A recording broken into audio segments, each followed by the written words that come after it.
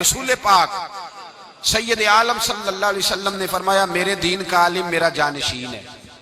حضور نے فرمایا جس نے عالم کو سہارا دیا مجھے سہارا دیا، جس نے عالم کی خدمت کی میری، اور تفسیر روح البیان کی حدیث عرض کر رہا ہوں، حضور نے فرمایا جس نے کسی عالم کا دیدار کیا سمجھ لے میں نے اپنے رسول کا دیدار کیا۔ اور جب بندہ ایک بیٹھا ہے چوک میں وہ کہہ رہا ہے مولوی سارے ہی انج دینے، تو حضور کی حدیث کی مخالفت کر رہا ہے کہ نہیں کر رہا؟ سن لیں اور یاد رکھے، دین کے چمن میں اس وقت جتنی آپ کو بہار نظر آ رہی ہے یہ میرے نبی کا صدقہ ہے، علماء کی محنتوں کا نتیجہ ہے، علماء کی محنتوں کا نتیجہ ہے۔ یاد رکھنا، لوگ ایک منٹ لگاتے ہیں بزرگوں کو، مشائخ، مدارس کے طلباء کو، اپنے بڑے بزرگوں کو، ماں باپ کو، رشتہ داروں کو، قبیلے کے بڑوں کو لوگ فوری طور پہ بات کر جاتے ہیں۔ یاد رکھیں آپ جب مجموعی بات کریں تو یہ لفظ بھی کبھی نہ کہیں کہ سارے سیاستدان برے ہیں، یہ جملہ کہنا بھی درست نہیں، سارے بیوروکریٹ برے ہیں یہ کہنا بھی درست نہیں، سارے مالدار برے ہیں یہ کہنا بھی درست۔ اور بھائی مالداروں میں حضرت عبد الرحمن ابن عوف بھی ہیں اور جناب عثمان غنی بھی ہیں، یہ بھی مالداروں میں شامل ہے، یاد رکھیں۔ اور حکومت تو خلفائے راشدین نے بھی کی ہے، تو اپنی رائے کا اظہار کرتے وقت اپنے لفظوں پر، اپنے جملوں پر، اپنی گفتگو پر کنٹرول رکھیں۔ میرے نبی پاک سید عالم صلی اللہ علیہ وسلم رائے کے اظہار میں اور پھر قبول بھی نہ کریں۔ اگر کوئی آپ کے سامنے رائے دیتا ہے تو فٹافٹ اس کو قبول اتنے آسان نہ ہو جائیں۔ آپ کے بارے میں کوئی رائے دے تو آپ جلدی نہیں قبول کرتے، کسی کے بارے میں کوئی رائے دے تو لوگ فٹافٹ قبول کر لیتے، کہتے نہیں بات مینوں پہلے ہی پتا سی، بلکہ نہیں یہ نہیں ہوتا، کہتے مینوں پہلے ہی شک سی، مجھے پتا تھا اس طرح ہی ہوگا جو تو کہہ رہا ہے۔ فوری طور پہ لوگ رائے کا اظہار کرتے ہیں۔ نبی پاک صلی اللہ علیہ وسلم نے جو ہمیں سوچ دی ہے رائے کا، کسی کی رائے قبول کرنے کی، اس پر بھی ذرا غور کریں۔ ایک شخص آیا، اس نے آ کر کے ایک آدمی کی توہین کرنی شروع کر دی، کہ یہ کمی ہے، یہ کمی ہے، یہ غلطی ہے، اس طرح کرتا ہے، اس طرح کرتا ہے، اس طرح کرتا ہے۔ حضور سنتے رہے، بات ختم ہوئی تو نبی پاک نے فرمایا کچھ دن تو پہلے آیا تھا تو اس بندے کی تعریفیں کر رہا تھا، اس دن کیا ہوا تھا؟ تو نے بڑی لمبی چوڑی تعریفیں کی تھی، یہ خوبی ہے، یہ خوبی ہے، یہ خوبی ہے، یاد ہے؟ کہا حضور یاد ہے۔ آج تو اس کی توہین کر رہا ہے، وجہ؟ تو بندہ خاموش ہو گیا۔ تو نبی پاک نے فرمایا تو اس دن بھی سچ کہہ رہا تھا اور آج بھی تو، بولیے، اس دن بھی سچ کہہ رہا تھا آج بھی تو سچ ہی کہہ رہا ہے۔ وہ شخص حضور کا منہ دیکھنے لگا، زیارت کرنے لگا، یا رسول اللہ صلی اللہ علیہ وسلم کس طرح؟ تو حضور نے فرمایا اس دن اس بندے نے تجھے راضی کیا تھا تو اس کے اندر سے خوبیاں ڈھونڈ ڈھونڈ کے بیان کر رہا تھا، آج بیچارے سے کوئی غلطی ہو گئی ہے تجھے ناراض کر بیٹھا ہے تو اس کی کوتاہیاں ڈھونڈ ڈھونڈ کے لے آیا ہے۔ فرمایا تو اس دن بھی سچ کہہ رہا تھا اور آج بھی تو، لیکن اس طرح نہ کر، جب تو رائے کا اظہار کرے پھر تو اس طرح کر کہ تو دیانتداری کے ساتھ رائے کا اظہار کر۔ نبی پاک علیہ السلام جب کسی کی خوبی بیان کرتے تھے تو تعصب کا شکار نہیں ہوتے تھے، امت کو تعصب کا شکار ہونے سے بچنے کا درس دیا۔ حاتم طائی کافر تھا، غیر مسلم تھا، لیکن سرکار نے فرمایا اس میں مسلمانوں جیسی، مومنوں جیسی صفتیں پائی جاتی ہیں، مومن ہوتا تو بھلا ہوتا۔ سرکار نے اس کا یہ وصف قبول فرمایا۔ رائے جب آپ دینے لگتے ہیں، جب آپ اظہار کرنے لگتے ہیں، جب آپ، اور نبی پاک علیہ السلام نے فرمایا جب تم کسی شخص کے بارے میں اظہار رائے کرنے لگو تو فٹافٹ نہ کر دینا، اس کے ساتھ سفر کرو، لین دین کرو، اس کے ساتھ وقت گزارو، پھر تمہیں پتا چلے گا وہ بندہ کیسا ہے، تمہیں پتا چلے گا اس کی راتیں کیسی ہیں، صبحیں کیسی ہیں، پھر تمہیں پتا چلے گا متکبر ہے کہ عاجز ہے، پھر تمہیں پتا چلے گا کہ اس کی گفتگو آپ کتنا عرصہ ساتھ رہے، کہیں کوئی کچی بات تو نہیں کرتا، کہیں اس کے لفظوں کے اندر کوئی ایسی بات تو نہیں پائی جاتی۔ تو میرے بھائی، آزادی رائے مکمل حق رکھتا ہے مسلمان، اسلام نے دیا ہے، لیکن اس کو یہ اجازت نہیں کہ وہ جو اس کے ذہن میں آئے اس کا وہ اظہار کرنا شروع کر دے۔ بہت سارے لوگ کہتے ہیں جی دین میں آپ کو بتاتا ہوں، اصل دین کیا ہو؟ بھائی آپ کیسے بتاتے ہیں؟ کتنی کتابیں پڑھی ہیں آپ نے؟ 2 4 5 چیزیں اردو کی آپ اٹھا کر کے ان کو دیکھ کے لوگوں کو دین سمجھانے آ گئے۔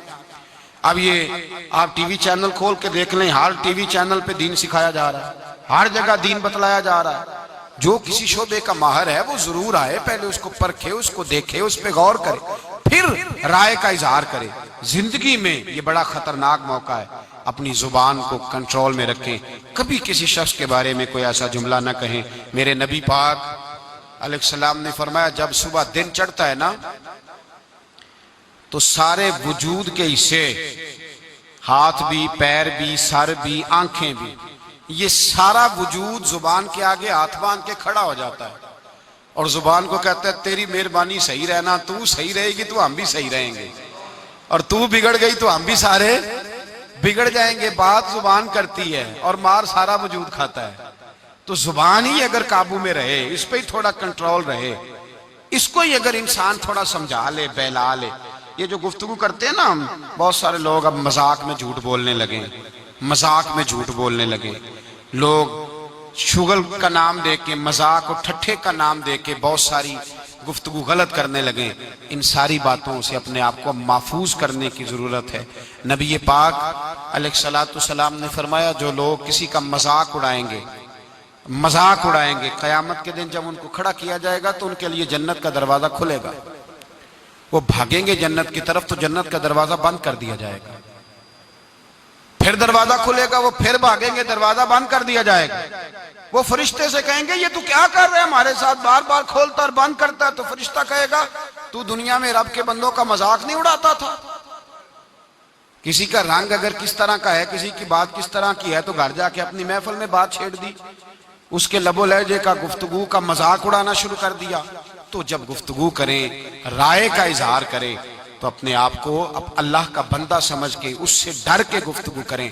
یا ایھا الذین آمنوا اتقوا اللہ وقولوا قولا سدیدا، سیدھی بات کرو، سچی بات کرو، کھری بات کرو، میٹھی بات کرو، ایسا جملہ کہو کہ اس جملے کی تاثیر دیر تک پائی جائے، ایسی میٹھی بات کرو کہ دل ٹھنڈے ہو جائیں، ایسی میٹھی بات کرو۔ بس ایک میٹھی بات سنا کے بات ختم کرتا ہوں۔ تاتاریوں کی قوم بڑی سخت تھی، بڑی سخت قوم تھی۔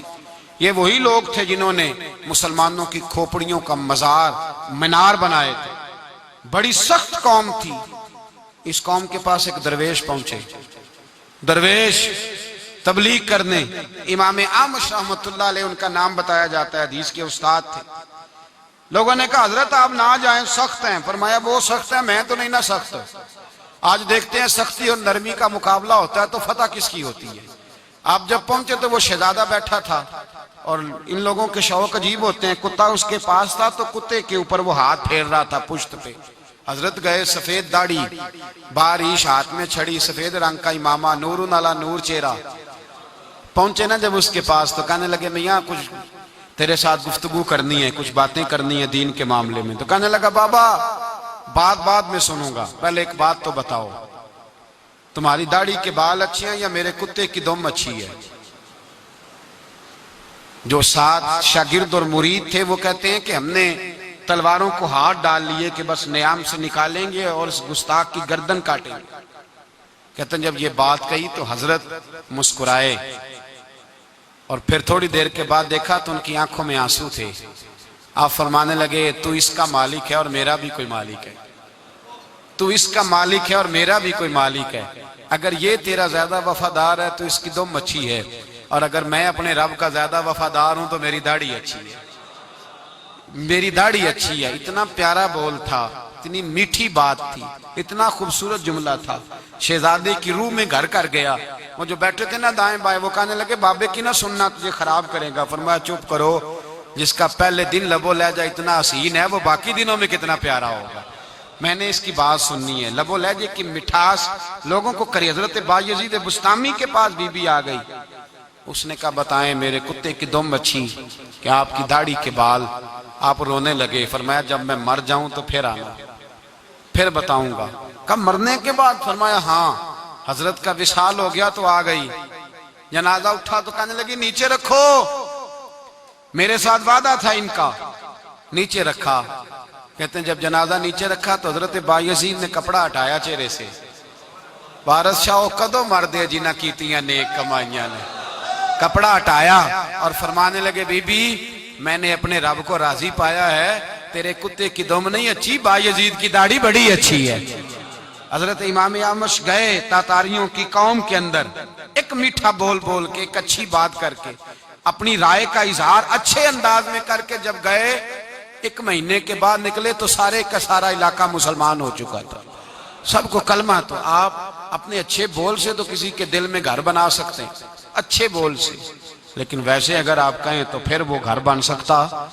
سختی کے ساتھ کبھی کوئی کام نہیں ہوتا، کبھی کوئی کام نہیں. مٹھاس بڑا بڑا لوگوں نے بارود پھینکا ہے، آخر میں کہنے لگے نہیں، بات ٹیبل پہ ختم ہوگی، بات بیٹھ کر ہی ہوگی. زبان کو کنٹرول میں کریں، اس پر قابو لگائیں، اس کو دیکھیں. یہ اگر پھسلتی ہے تو تباہی کرے گی، یہ اگر آگے نکلتی ہے تو رشتے توڑے گی، تعلقات خراب کرے گی، یہ بہت ساری جگہ پہ نقصان کرے گی. اللہ ہمیں آزادی رائے کے تو موقع دے، پر آوارہ خیالی سے محفوظ فرمائے. آمین. آخر دعوانا